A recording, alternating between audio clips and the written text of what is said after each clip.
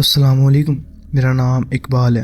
ये काम मैंने 3 साल किया है। सिक्योरिटी गार्ड, रात की ड्यूटी, अलग अलग जगह की है। पहले एक प्लाजा था, फिर एक स्कूल, फिर ये जगह सबसे अलग थी। और ये लिखना इसलिए ज़रूरी था कि जो मैंने देखा वो अंदर रख के नहीं जी सकता मैं। 2018 की बात है। शेखपुरा के बाहर एक पुरानी टेक्सटाइल फैक्ट्री थी, बड़ी 2 मंजिला, करीब 40 साल पुरानी। फैक्ट्री 2015 में बंद हो गई थी। ओनर ने कहीं और शिफ्ट कर लिया था प्रोडक्शन। ये बिल्डिंग खाली थी। सिक्योरिटी कंपनी ने मुझे वहाँ लगा दिया। रोज़ रात 10 बजे से सुबह 6 बजे तक। काम सिंपल था, राउंड्स करो, बाहर का दरवाज़ा देखो, कोई अंदर ना आए। पहले हफ्ते में कुछ नहीं हुआ। बिल्डिंग बड़ी थी, अंधेरा था, अजीब खुशबू थी पुरानी मशीनरी की, तेल की, बंद जगह की। लेकिन डर नहीं लगा, अकेले रहने की आदत थी। फिर 8वीं रात को पहली चीज़ हुई। रात के 1 बजे मैं फैक्ट्री के अंदर राउंड्स कर रहा था। ग्राउंड फ्लोर बड़ा हाल था, मशीन्स थी पुरानी, धूल थी, इमरजेंसी लाइट थी वहाँ जो हल्की रोशनी देती थी। टॉर्च हाथ में सीधा चलता रहा। फैक्ट्री के पीछे एक छोटा सा स्टोर रूम था। अंदर पुराना रिकॉर्ड था, फाइल्स थी, कुछ बॉक्सेस थे। मैं वहाँ भी जाता था राउंड में। दरवाज़ा खोल के अंदर झांकता था और बाद में बंद कर देता था। उस रात दरवाज़ा खोला, अंदर टॉर्च मारी। एक आदमी खड़ा था, पुराने कपड़े, काम करने वाले, फैक्ट्री वाले, नीला ओवरले पहना हुआ था उसने। उम्र 50 के करीब। सीधा खड़ा था, मेरी तरफ देख रहा था। मैंने 1 सेकंड कुछ नहीं किया, फिर कहा, कौन हो तुम, बाहर निकलो अभी। वो कुछ नहीं बोला, सीधा खड़ा रहा, मुझे देखता रहा। मैं अंदर गया, हाथ बढ़ाया पकड़ने के लिए, और हाथ कुछ नहीं लगा मेरे। वो नहीं था, स्टोर रूम खाली था। मैं अंदर था, टॉर्च था, चारों तरफ देखा मैंने, लेकिन अब वहाँ कोई मौजूद नहीं था। बाहर निकला, दरवाज़ा बंद किया, सीधा बाहर आया। फैक्ट्री के बाहर खाली हवा में कुछ देर खड़ा रहा और अंदर कुछ प्रोसेस नहीं हो रहा था। मैंने देखा था सीधा, क्लियरली, टॉर्च की रोशनी में वो बंदा था। और फिर उस स्टोर रूम में कोई नहीं था। अपने आप को कहा मैंने, नींद की कमी है शायद, रात की ड्यूटी है, आंखें धोखा देती हैं। अंदर गया, राउंड्स किए और बैठ गया। सुबह ड्यूटी ख़त्म हुई और घर गया और सो गया। रात को वापस आया, यही रूटीन थी।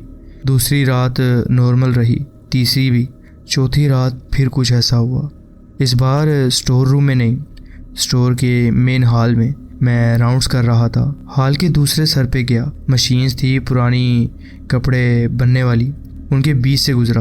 एक मशीन के पास वो बंदा था, खड़ा था मशीन के सामने, जैसे काम कर रहा हो। वही नीले कपड़े, वही कद, वही पोस्चर। मैंने कहा, तुम फिर? उसने पीछे मुड़ के देखा, चेहरा दिखा, नॉर्मल चेहरा, पुराना बंदा, आंखें सीधा मेरी तरफ, कोई एक्सप्रेशन नहीं, सिर्फ देख रहा था मुझे। मैंने कदम बढ़ाए और जैसे ही आंखें बंद करके दोबारा खोली, वो बंदा गायब, एकदम से, जैसे था ही नहीं। मशीन वहाँ थी अंदर, लेकिन था कोई नहीं।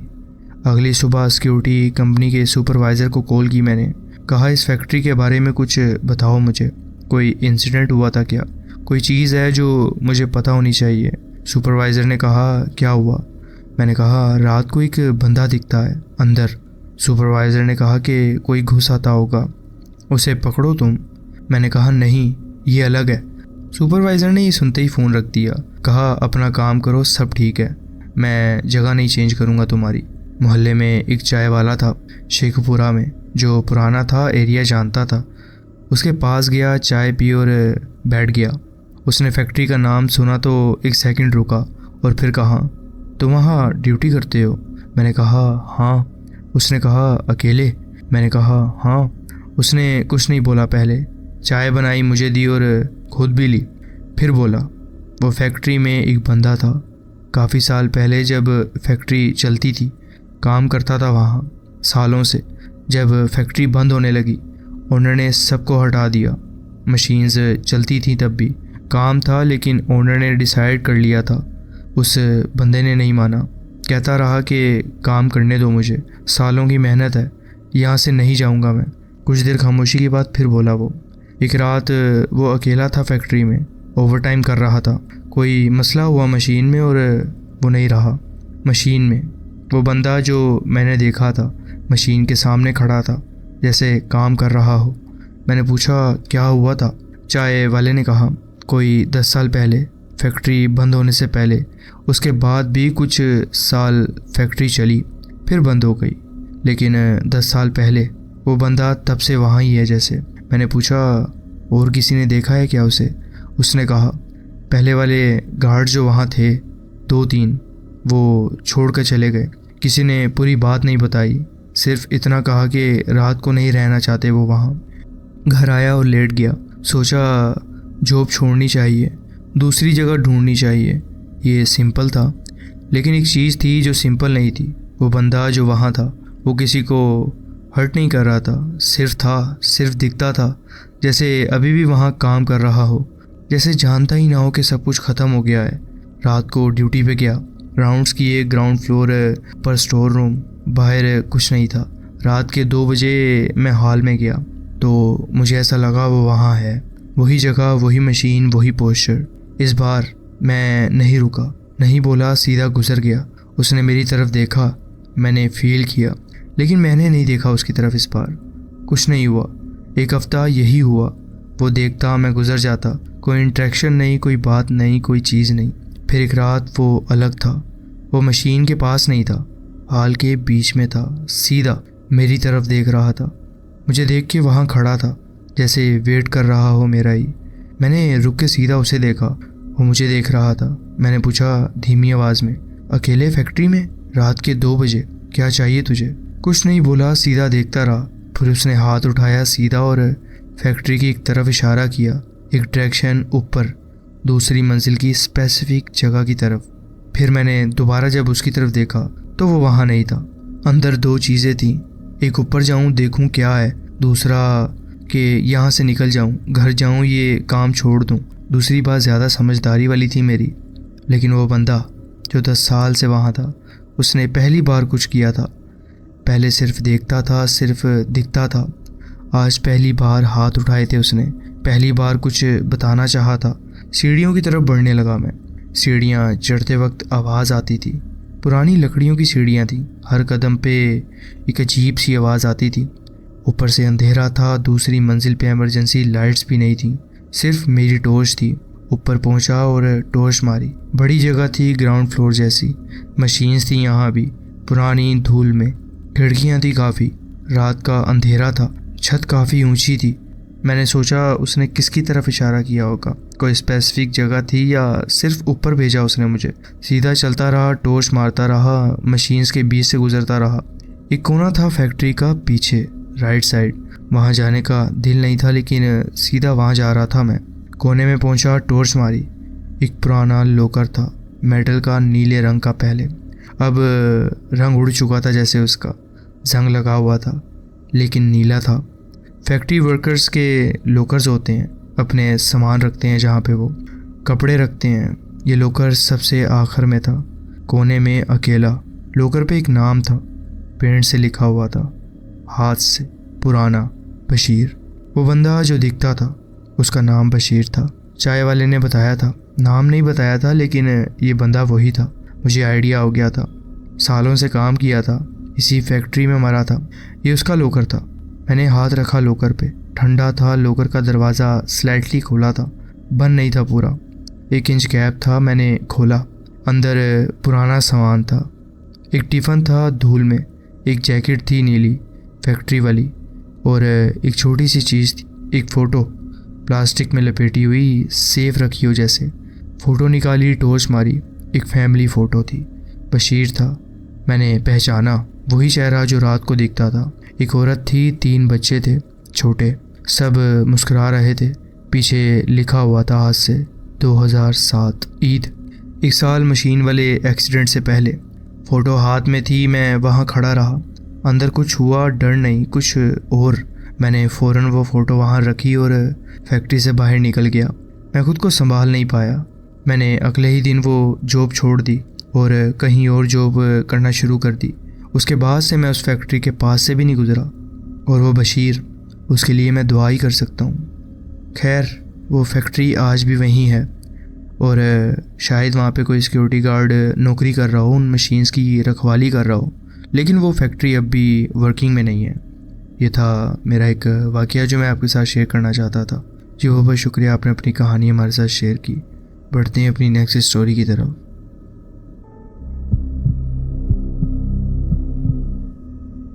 अस्सलाम वालेकुम।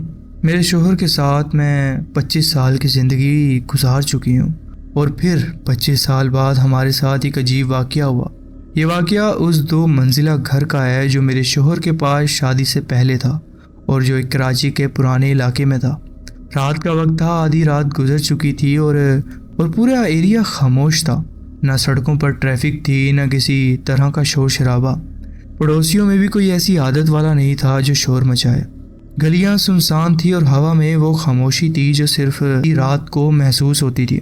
हम दोनों बिस्तर पर लेटे हुए थे जब हमें एक आवाज़ सुनाई दी, एक हल्की सी बेचैनी की आवाज़ जो खामोशी को चीर रही थी।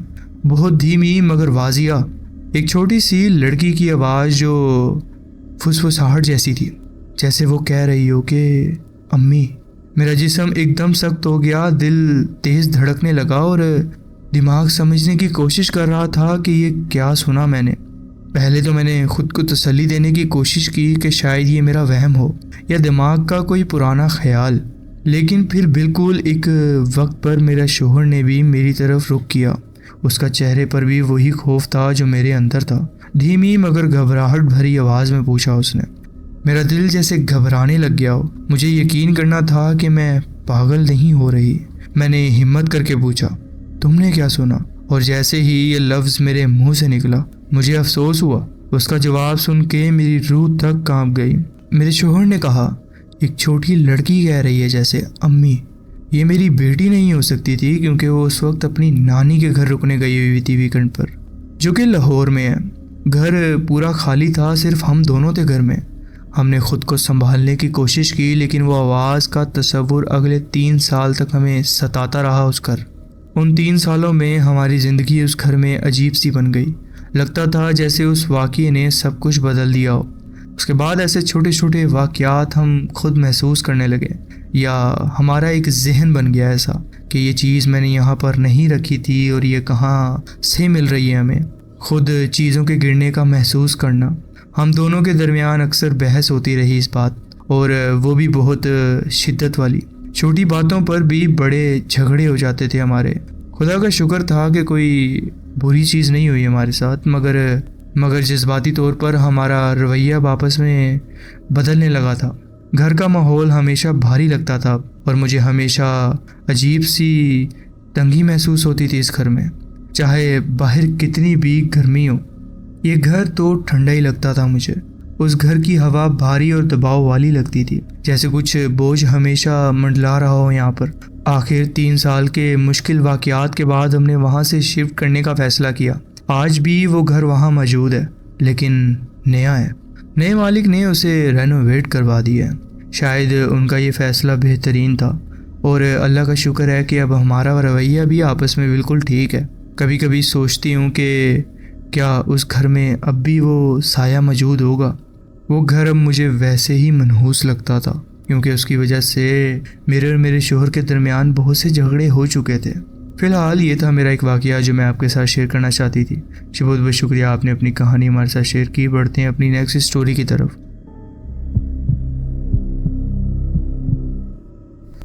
मैं यहाँ बड़ा हुआ हूँ और ये जगह मेरी यादों का हिस्सा है। ये हमेशा से ही अजीबोगरीब चीज़ों का मरकज़ रहा है। ये मुश्किल नहीं था कि किसी से ऐसी कोई कहानी सुन लूँ जो किसी अजीब तजुर्बे के सामना कर चुकी हो। जब मैं छोटा था तो मैं अपनी माँ और बेबी सीटर के साथ साउथ वैली के इलाके में रहता था। बेबी सीटर के अपने 2 बड़े बच्चे और 3 नवासे भी साथ रहते थे हमारे। उसमें से एक का नाम दाऊद था। दाऊद पूरा का पूरा मेटल हेड था, 80s का आयरन मेडन, मेटेलिसा। और दूसरे बड़े नाम जो उस वक्त नए नए आए थे, उनका बहुत बड़ा और पागल फ़ैन। मेटल हेड होने की वजह से उसे रोज़ाना तंग किया जाता। लड़ाई झगड़ा आम बात थी, लेकिन दाऊद किसी चीज़ से नहीं डरता था। हम अक्सर पास के एक छोटे फास्ट फूड दुकान से खाना लेने जाते। हमारी गली के पुरानी हमारी गली एक पुरानी मिट्टी के नाले के ऊपर से गुजरती थी। या तो सीधा चलो या उस मिट्टी के रास्ते पर जो नाले के साथ साथ जाता था। वो रास्ता बर्गर किंग के पीछे निकलता था और लैंडलॉर्ड के घर को बिल्कुल साथ से गुजरता हुआ जाता था। जब तक ज़रूरत ना होती हम वो रास्ता नहीं लेते थे। 2 वजहें थीं। एक तो लैंडलॉर्ड हमेशा अपनी विंडो से देख रहा होता। दूसरी वजह एक छोटी सी पानी की पुल थी जो वहाँ रहने वाली एक फैमिली के लिए थी। अगर पुल से गुजरना होता तो एक पाँव दूसरे के सामने रखना पड़ता और रेल पकड़ के गुजरना पड़ता। ज़्यादा मुश्किल काम था अगर फिसल जाओ तो सीधा पानी में गिर जाओ। एक रात में फास्ट फूड का बड़ा मन था। रात के करीबन 9:40 हो रहे थे और हम जानबूझकर क्लोजिंग के वक्त गए कि ताकि एक्स्ट्रा खाना भी मिल सके। दाऊद मुझसे 7 साल बड़ा था, इसलिए मैं समझा कि उसे बेहतर मालूम होगा। हमने खाना लिया। हर एक के पास 2-2 बैग थे और फैसला किया कि छोटे पुल के रास्ते से वापस चलते हैं। साउथ वैली में कभी कभी चांदनी रात होती थी जो सब कुछ नीलेपन से भर देती थी। उसी रात ऐसी ही चांदनी थी। दाऊद पहले चला, फिर मैं। वो मुझसे 5 फुट आगे था जब हमें एक स्प्लैश की आवाज़ सुनाई दी। उसने मुड़कर देखा कि कहीं मैं गिर तो नहीं गया। फिर अचानक उसके चेहरा सफ़ेद पड़ गया, जैसे किसी ने उससे जान छीन ली हो उसकी। सिर्फ इतना बोला, भाग। उसने खाना ज़मीन पे फेंका और भाग पड़ा। साउथ वैली वाकई एक ख़तरनाक इलाका था, तो मैं समझा कि शायद किसी चोर ने हमें घेर लिया होगा। मैं तेज़ भागा, मेरा पाँव फिसला और मैं सीधा पानी में गया, लेकिन संभल गया मैं। फिर मिट्टी के रास्ते पर भागता गया दाऊद के पीछे पीछे। जब मैं उस जगह तक पहुंचा जहां दाऊद था तो मुड़कर देखा। पुल के ऊपर एक चमकदार सफ़ेद रोशनी थी। मुझे यकीन था कि ये साइकिल की रोशनी तो हो ही नहीं सकती, लेकिन फ्लैश लाइट हो सकती थी। पूरी तस्दीक नहीं कर सका। अब मेरी बारी थी। मैंने भी खाना गिराया और जान बचाकर भाग गया। दाऊद के साथ भागते हुए घर में घुसा। मैं लिविंग रूम के सोफे पर सीधा लेट गया और दाऊद अपने कमरे में चला गया। 10 मिनट बाद दरवाजे पर ज़ोर से नोक हुआ। मैं तो घबरा गया। सबसे बड़े बच्चे ने जाकर दरवाज़ा खोला। बाहर लैंडलॉर्ड खड़ा हुआ था, सिर्फ अपने ट्राउज़र में, गुस्से से लाल। कह रहा था कि दाऊद उसके बेडरूम की विंडो के बाहर खड़ा था और उसे देख रहा था। उसे यकीन था कि दाऊद ही था वो, क्योंकि उस शख्स के बाल लंबे थे। लैंडलॉर्ड कह रहा था कि दाऊद और मुंह पर रोशनी डालकर उनको डराने की कोशिश कर रहा था, वो और उसकी बीवी को, दोनों को। सबसे बड़ा बच्चा रेहान, कि वो इसे समझाएगा। फिर दरवाज़ा बंद किया और मुझसे पूछा कि क्या हुआ था। मैं कुछ कहने ही वाला था कि उसने कहा कि वो तुम्हारा पीछा कर रही थी। उसके बाद मैं पूरी रात सो नहीं सका। क्यों?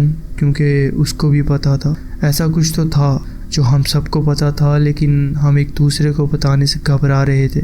ये था मेरा एक वाक़या जो मैं आपके साथ शेयर करना चाहता था। जी बहुत बहुत शुक्रिया, आपने अपनी कहानी हमारे साथ शेयर की। तो जी फ्रेंड्स, ये थी आज की स्टोरीज़। आप कमेंट्स में ज़रूर बताएं कि आपको ये स्टोरीज़ कैसी लगी। अगर आपको ये स्टोरीज़ अच्छी लगी हो तो वीडियो को ज़रूर लाइक कीजिए और चैनल को ज़रूर सब्सक्राइब कीजिए और बेल आइकन को ज़रूर प्रेस कर लीजिए ताकि आगे आने वाली कहानियाँ वीडियोज़ आपसे मिस ना हो। अपना ख्याल रखें और मिलते हैं नेक्स्ट वीडियो में। अल्लाह हाफिज़।